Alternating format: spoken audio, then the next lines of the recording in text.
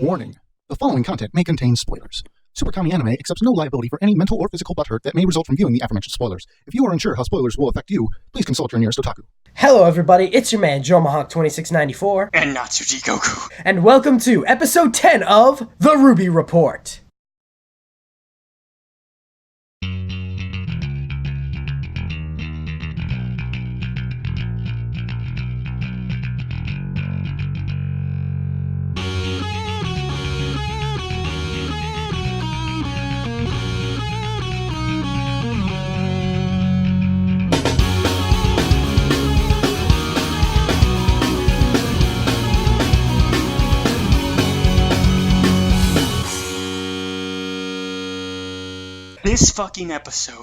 This fucking episode.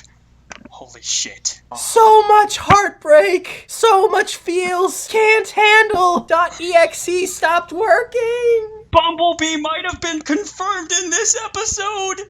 We start out RWBY on the ship fighting a bunch of griffins. Neo takes a picture. RWBY has a fight, Neo and Roman, and is getting her ass kicked. Roman can actually, kick ass. But then RWBY, staring down the point, umbrella sword. RWBY sees a button. Push that fucking button, RWBY. Pushes the button, and Mary fucking Poppins off the ship. Yes, Roman, in anger at his little underage sex slave, starts beating the ever-loving crap out of RWBY, saying, "You want to be a hero? Then play the part and die like every other huntsman in history!" The real world doesn't care about your happiness. The real world doesn't care about your will. All it cares about is being ruthless and killing you. Joker. I'm saying that this is like Joker. I'm just gonna keep beating you with this crowbar. And so Roman is like, I'm gonna do what I always do. I'm gonna join the people that are gonna win the fight, aka the people I work for. And RWBY's like, I don't care what you say.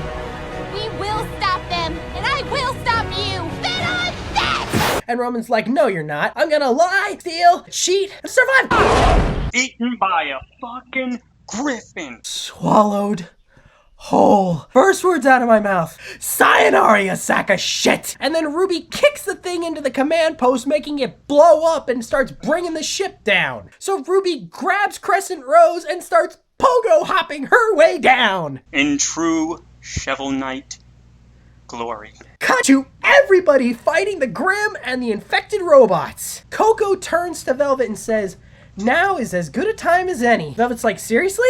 And Coco's like, yep. What's in the box? And so Velvet opens up her box, and we wanted to know what Velvet's weapon was. What's in the box? Who's in the box? What's in the box? What's in the fucking box? Everyone! It's all of them. Every fucking weapon. Crescent Rose, Myciander, Gamble Shroud, Embercelia, Magenhild, Coco's, everybody's weapon that she's seen and taken a picture of. That's how she reloads. She has to take a picture of everybody's weapon to get it in her box. Yes, but here's the funny thing. Once she uses the weapon, the picture is destroyed. What the hell is her semblance if that's her weapon?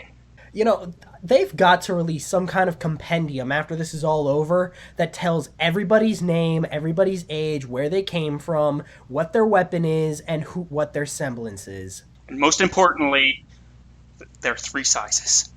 I needed to be a little perverted. Anyway, her power runs out, and there's one more paladin left. You have got to be kidding me! Weiss gets pissed, like uber pissed, and she starts going and she uses her glyph and she summons the armor suit's arm and its giant sword. Called it! This reminds me, in the RWBY manga, the knight is actually a type of Grimm. It's like a ghost Grimm. It's a possessor. They literally took a Grimm, made it possess an armor, and they had it being controlled. What? Joe Mahawk, read the damn manga because it shows a lot of weird shit. I saw that you get a little bit of Roman's backstory in that. Hasn't happened yet. We're only on chapter 3. Okay. We're getting off topic. And then Velvet takes a picture. Then we get... You know it had to happen. We get to the point where I ask, how did we get here? Every episode now. This volume started out with a happy tournament. This whole show has been sunshine and smiles up until the last couple episodes of Volume 2, and then the last 6 or 7 episodes of Volume 3. A robot girl died. And now a real person died! But now we get to the fight that everyone's been thinking about. Blake versus Adam. He calls her out and calls her a coward, and he tells her, are you just gonna run again? And Blake is like, I'm not running. You will. he kicks the crap out of Blake. We go down to the vault. Woo! Where Jean is like, you've been here before? And Pyrrha's like, pretty much, yeah. And Pyrrha decides she's gonna do it. I know it's for the greater good, but that doesn't make it suck any less. She looks at Jean and wipes her eye, almost knowing that she's not gonna be herself anymore. Osmond tells John, if you want to be useful, keep watch. So he starts watching. Then Osmond starts the transfer, Pyrrha starts screaming, and Jean quits doing his one job. Watching! He starts watching Pyrrha. Then we cut back to Blake and Adam. Blake is on the ground, beaten. Adam's about to kill her, and he's like, I'm gonna take away everything that you love. And then Yang is like, Blake? And Blake is like, no. And Adam is like, starting with her.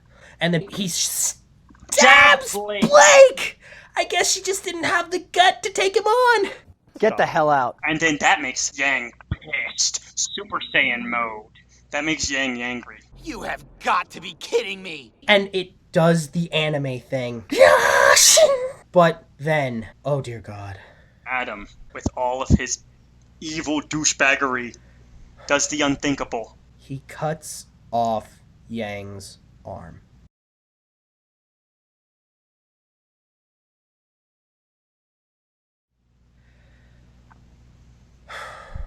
Regardless, she is now minus a limb. She had better get one of those badass robotic arms. I swear to God, Rooster Teeth. I'm talking right to you, Carrie. Give her a robotic arm! Yeah, but here's the thing. When he cut her, there's a yellow glow. I'm not sure if that's like her aura trying to do like a protective thing or something. Or if it's like cauterizing or something. Yeah, or something like that, but there's no blood, and there is blood in RWBY. Yeah, like in the last episode when Ironwood shot the Beowulf in the head, there was blood come out. And in the white trailer. Ironwood.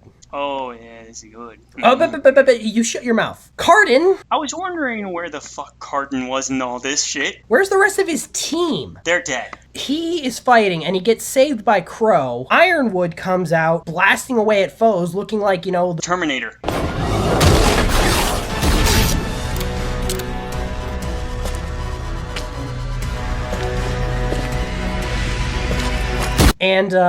And Crow sees him and he's like, you! And he turns his blade into the scythe. But yes, I throw up my hands and surrender. I will say it. Ironwood is not a bad guy. Just like the Terminator. Yang loses her arm. Blake, Adam looks like he's gonna go in to kill her. Blake jumps in front of Yang and he's like, why must you hurt me, Blake? And he swings his sword and chops her head off. And at that point, my heart just stopped, and I'm like, did we seriously just lose half of Team RWBY? I literally almost shit myself. And then it turned out to be one of Blake's shadows, and he turns around and sees Blake hightailing it out of there with Yang. Speaking of which, could somebody please give Yang a hand? Specifically her own. She kind of needs it back. God damn it! Tomahawk. Weiss and RWBY are in for a shock, aren't they? We cut to the final portion of this episode. Down in the vault, where Pyrrha is undergoing the transfer. And Jean's not doing his job. Jean is looking on helplessly as the girl he, I think, loves at this point is going through excruciating pain. The transfer, I'm guessing, is nearing its completion. But then suddenly, Amber gets shot right through the heart. Jean wasn't watching the damn door, and Cinder appeared. Jean, you had one job, and you failed. Which means the rest of the Fall Maiden aura goes to Cinder! Jean stupidly tries to fight her, gets brushed aside like the scrub he is. Pyrrha, seeing that, punches her way out of the pod and looks like she's about to fight when Osmond says, stop, I'll deal with this. You go find Glinda. And Pyrrha's like, but I can help. And Osmond's just like, you'll just get in the way. So, for some reason, Cinder lets Pyrrha and Jean leave. They're useless now. They're like, whatever. And now, we have Cinder staring down Ozpin. We have the wicked Maiden of Fall versus the wonderful Wizard of Ozpin. There was a message. Cinder says something to Ozpin. Which was? She was right about you. Such arrogance. She said you're arrogant. Yeah, she. Who is she? I have a theory. What technically, Delta and Ultra have the theory. And what was it? Raven is the mastermind. She's the one who is above Cinder. It would make sense. Her whole viewpoint thing, and what was your other side theory about that? This one's my own theory. Cinder is Raven's daughter. First daughter. Because she's older than Yang. Regardless, 2 people dead. Oh yeah, when the ship goes down, it stops all the evil robots, so that's done. But we've lost. Cinder got what she wanted. Unless Ozpin reveals that he is in fact the old man that gave the maidens their powers, unless he is in fact either the old man himself or a descendant of the old man that can take away the power at will, They're fucked. we are fucked. One more little dose of comedy, though. What? When Pyrrha first enters the tube, Jean is facing away from her with his ass facing her. She had one last good view of his ass before she might have not become Pyrrha anymore. I think this is gonna hurt their relationship, to be honest. He's gonna be like, why didn't you tell me? He's gonna get properly pissed. And it'll be good. I'm looking forward to Jean being pissed. I hate it how in shows and animes and whatever, it's always the girl getting pissed at the guy and the guy always has to grovel to try and get the girl back. I am looking forward to Jean saying to Pyrrha, why could you not trust me with something this massive? That'll be the one time I want to see a girl cry on this show, is Pyrrha realizing how badly she fucked up. But that's for another video. One more episode in Volume 3. Season finale. Good God. Do not miss it. Hopefully it'll be a 30-minute long video. Till next time, this has been Joe Mahawk 2694. And Natsuji Goku. Don't crow anywhere, people. The season finale is 1 week away. For the love of dust, don't miss what happens next.